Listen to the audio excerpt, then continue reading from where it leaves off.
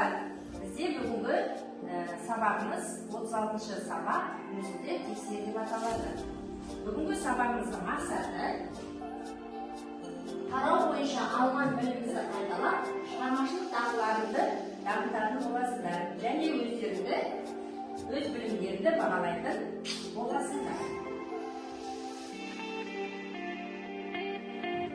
Сабағымыздың мақсаты өткен сабақты еске түсіру. Соның ішінде ер қару, бес қару тақырыбында біз сендермен батырдың 5 қаруын оқыған болатынбыз. Естеріңде ме балалар? Олай болса, қазір біреуіміз шығып, осы 5 қаруды атап берейік. Кәне, кім маған атап береді? Сезім келе ғой. Найза, қылыш, шоқпар, айбалта, садақ. Сол бек сен атап бере ғой. Найза, қылыш, шоқпар, айбалта, садақ. Біз қайталап есімізге түсіріп алдық. Енді балалар, биыл Абай Құнанбайұлының неше жылдық тойлаймыз біз? Медина, Абай Құнанбайұлы неше жасқа болады? 180 жылдығын тойлайды. Ендеше, бүгінгі біздің сабағымыз балалар мәдени мұра бөлімін қайталауға арналады, иә? Ендеше, қазақтың және мәдени мұрасының бірі мына киіз үй, бұл да бізде мәдени мұраға жатады. Енді қазір біз сендермен сабағымызды осы киіз үйлердің тапсырмасын орындау арқылы ары қарай жалғастыратын боламыз. Алдымен топқа бөлініп алайық. Ақшаның ішінен сендер қазір асық алу арқылы топқа бөлініп отырамыз. Және бастайық. Бір-бірдеп келіп, асықты алып топқа бөлініп отырамыз.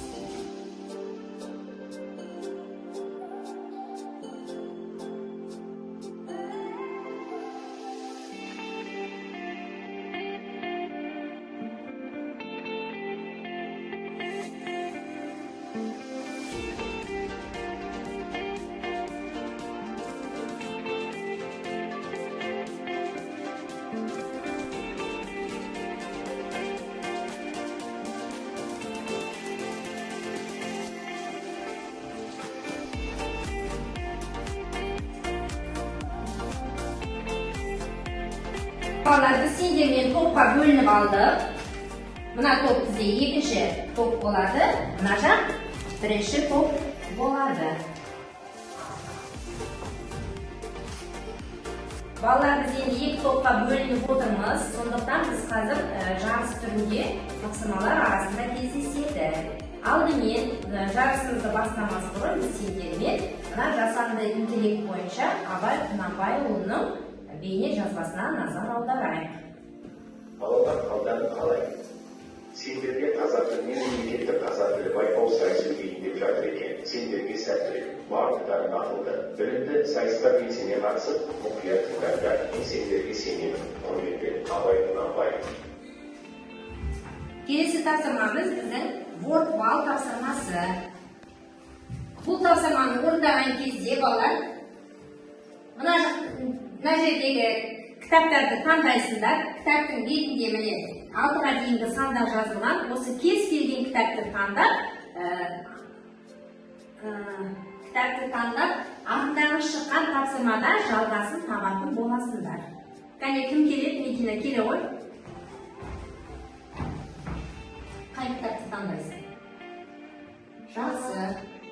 Ойнап сөйлесем де Шоу таңдаймыз.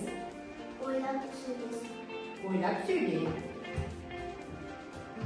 Жарайсың, дұрыс. Келесі оқушы. Келе ғой, Жасмина.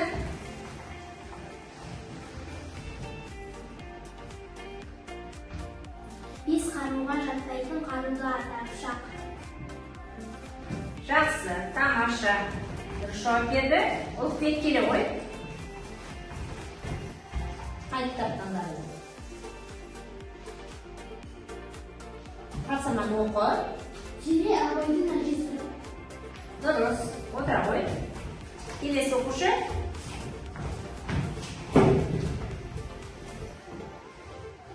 Кітап білім бұлағы.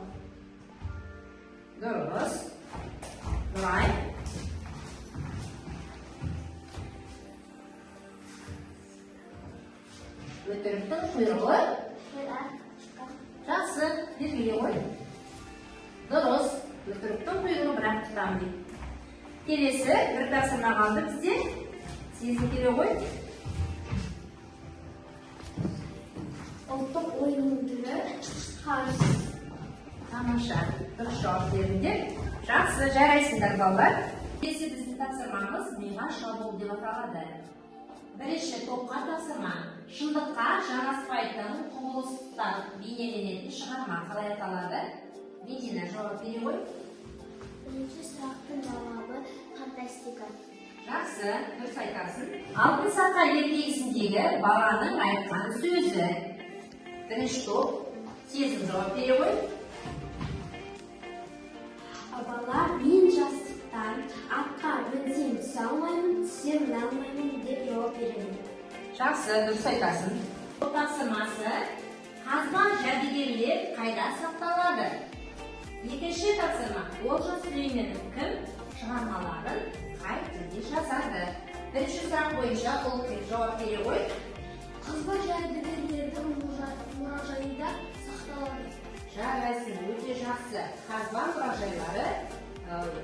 Қазба жәдігерлері мұражайда сақталады. Екінші сұрақ Олжас Сүлейменов кім және қай тілде шығармаларын жазады? Жасмина жауап бере ғой. Олжас Сүлейменов ақын шығармаларын орыс тілде жазады.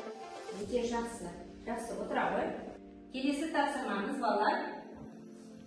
Мына берілген мәтін бойынша жұмыс жасайсыңдар. Бұл тапсырмада сендерге мына жерде дескриптор берілген. Дескрипторда бірінші оқушылар шығарма авторын анықтайды. Егер анықтасаңдар 1 балл, және шығарманың атауын табасыңдар.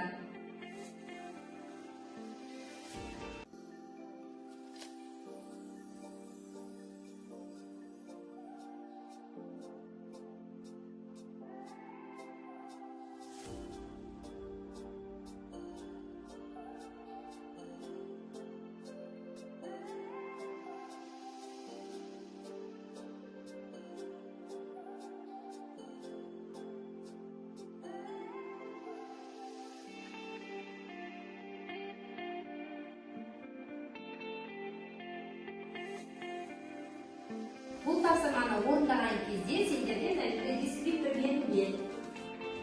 Міне, байқап тұрсыңдар, иә? Оқушылар шығарма авторын анықтайды, 1 балл. Шығарма атауын табады, оған да 1 балл беріледі. Сонда жиыны 2 балл беріледі. Сезім жауап бере ғой. Ата, өте туған бала боларымды алдағы өнерім білдірер. Кері кете тудым, деу сізге де, мына жолдастарыма да өкінішті болар еді. Әзірше өз ойым жетеді ғой, деп білемдепті қария. Балам, өтірік пен шындықтың арасы қандай? деп сұрайды. Өтірік пен шындықтың арасы 4-ақ елі, деп бала оң қолының 4 саусағын көзі мен құлағының аралығына басады. Бұл шығарманың аты зерделі. Бұл шығарма аңыз әңгіме. Жақсы. Келесі тапсырма екінші топқа беріледі. Жасмина. Үй іші тегіс қош алған соң, 2 ақын да оңай шешілді. Осы түнде ас пісіргенге шейін Барлас Қобыланды батыр жырын жырлады. Абайдың қазақ аузынан да кітап ішінен де өмір естіп, білмеген ең бір сұлу, ең бір әсерлі жыры еді. Барлас жырын бітіріп, қол жуғалы қамданған уақытта мұны айтқан кім? Осы өлеңді шығарған кім екен деп бағанадан бері өзін сүйсіндірген ақынның атын білмек болды. Ал бұл шығарма қай шығармадан алынып үзілді? Және бұның авторы екен? Бұның авторы Мұхтар Әуезов Абай жолы романынан алынған. Бұл шығарманың аты Абай бала. Бала Абай деп аталады. Келесі тапсырмамыз балалар. Жәнегі кездесудің астына шыққан тапсырма бізде берілген мәтін бөліктерін дұрыс ретпен қойып, топ ішінде талқылап жауап беретін боласыңдар. Бұл тапсырманың дескрипторы бізде оқушылар мәтін бөліктерінің ретін тауып оқуға дайындалады. ойластыру есебін түсіндіреді.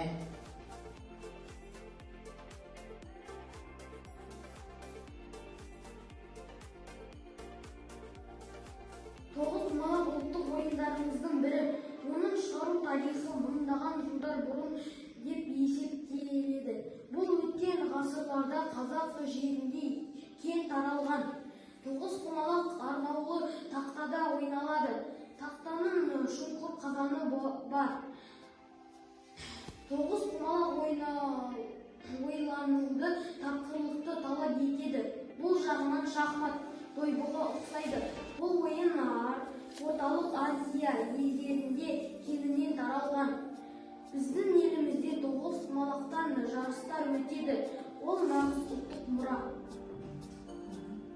Тағы да балалар, мәтінді неше бөліктен құралғанын кім атап береді маған? Медина, айта ғой. Басы, негізгі бөлімі, соны. Жақсы. Қарайсыңдар балалар, сендер мәтінді дұрыс құрай алдыңдар. Ендеше дескриптор бойынша жәнегі берілген балды бірінші топ, екінші топ бізде белгіленді. Бізде QR-код арқылы мына тапсырманы орындау. Тақтада сендерде QR-код берілген. Осыны ұялы телефондарың арқылы қазір сканерлеп QR-код тапсырмасын орындайтын боламыз. Мәдени мұра жалпы адамзаттық мәдениеттің бір бөлігі. Бабаларымыздың бүгінге дейін жеткен тарихы, ескерткіштер, көне қалалар мен жазбалар, ұлттық спорт, ойын өнер түрлері, қару-жарақ, бұйымдар, ауыз әдебиеті, мерекелер мен әдет-ғұрып, салт-дәстүр мәдени мұраға жатады. Қай бөлімді оқып аяқтаған болатынбыз? Мәдени мұра. Айтыс ауыз әдебиетінде ежелден қалыптасқан поэзия түрі. Топ алдында қолма-қол суырып алып айтылатын сөз сайыс, жыр жарысы, ақынның талантын шыңдайды. Қарайсыңдар балалар, жәнегі QR-код арқылы біз білгенге мағжан және айтыс анықтамасын оқып білдік. Енді біз сендермен қазір дәптермен жұмыс жасаймыз. Дәптерлеріне балалар бүгінгі күнді жазып, мына берілген тақтадағы сөздердің жалғасын тауып жазасыңдар. Ал дәптермен жұмыс жасаймыз. Балалар, мына тапсырмада да дескриптор берілген. Бірінші оқушылар көп өткен орнына тиісті сөздерді тауып жазады. Абай туралы мәліметтерді біледі. Жиыны 2 балл берілген екен.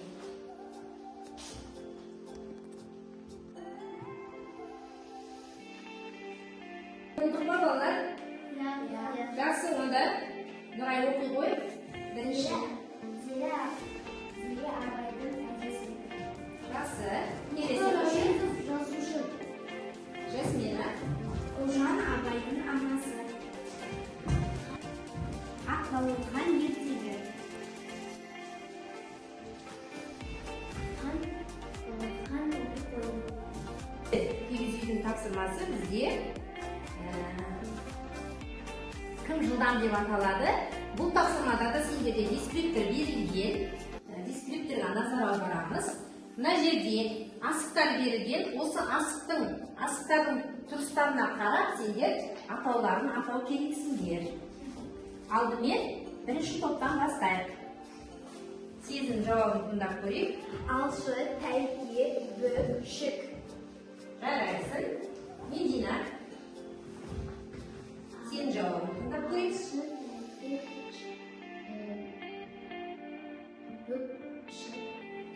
Жақсы. Келесі екінші топ. Шік, бүк, алшы, тәйке. Жасмина. Алшы, тәйке, бүк, шік. Жарайсың. Балалар, енді жауаптарының дұрыс қатесі қазір тексеріп көрейік.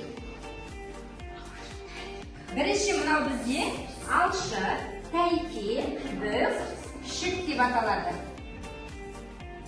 Ал балалар, сонда жауаптарың бойынша, сендердің берген жауаптарың бойынша, Ұлықбектің ғана жауабы қате болды да, қалғандардың жауаптарының барлығы дұрыс болды. Балалар, сабағымызды қорытындылай келе, алдарында жатқан жәнегі таңдау әдісі арқылы берілген бақылау парағы бар. Сол бақылау парағында сендер қазір өздерінің сабаққа қатысу деңгейі мен сабақтағы ынталарыңды білдіретін сөйлемдердің бірінің астын сызу арқылы бағалау парағын толтыратын боласыңдар.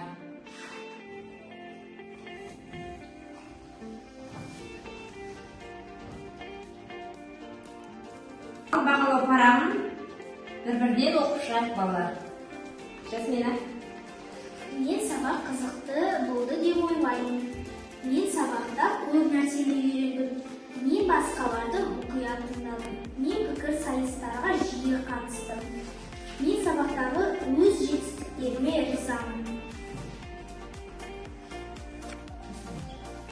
Бірінші, мен сабақ қызықты болды деп ойлаймын. Екінші, мен сабақта көп нәрсені үйрендім. Үшінші, мен басқаларды мұқият тыңдадым.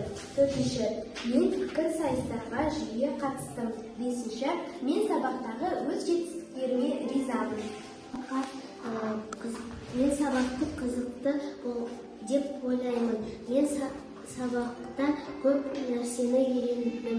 Мен басқаларды мұқият тыңдадым. Мен пікір сайыстарға жиі қатыстым. Мен сабақтағы өз жетістіктеріме ризамын. Сабақ қызықты болды деп ойлаймын. Мен сабақта көп нәрсе үйрендім. Мен басқаларды мұқият тыңдадым. Мен пікір сайыстарға жиі қатыстым. Мен сабақтағы өз жетістіктеріме ризамын. Сабақты қызықты болды деп ойлаймын. Мен сабақта көп нәрсе үйрендім. Мен басқаларды мұқият тыңдадым. Мен пікір сирек қатыстым. Мен сабақты өз жетістіктерге ризамын. Балалар және өздерін бақылау парағы арқылы өздеріңді бағалап, сабақтың құрылымын барын бағалап шықтыңдар. Енді бүгінгі сабақта Сезім, Жасмина, Ұлықбек өте жақсы қатысты. Медина жақсы, бірақ әлі де кішкене белсенді болу керек сабақ үстінде. Нұрайда бізде көп белсенділік танытылмады. Нұрай келесі сабақтарда белсенді болуға тырыс. Енді балалар, үйге тапсырма бізде 130-ші беттегі сөздер берілген. Сол сөздерді кестеге толтырып жазып келеміз. Күнделіктеріңізді ашып, тапсырмасында болайық.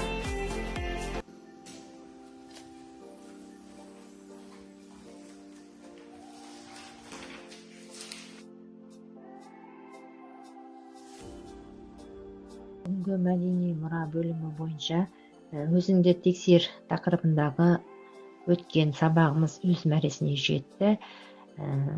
Бұл сабақта біз осы бөлімде өткен тақырыптардың барлығына шолу жасап қайталау жұмысын жүргіздік. Балалар өздерінің алған білімдерін сабақта көрсете алды. Бұл сабағымда мен әртүрлі әдіс тәсілдерді қолдана отырып, балалардың қызығушылығын арттырып сабақты өткіздім. Қазіргі заман талабына сай жәнегі жасанды интеллект, вордвал, кигізу әдісі, таңдап алу әдісі және QR код арқылы тапсырманы ашып оқу, осындай әдіс тәсілдерді қолдандым. Сабағым оқушылар көңілінен шыға алды.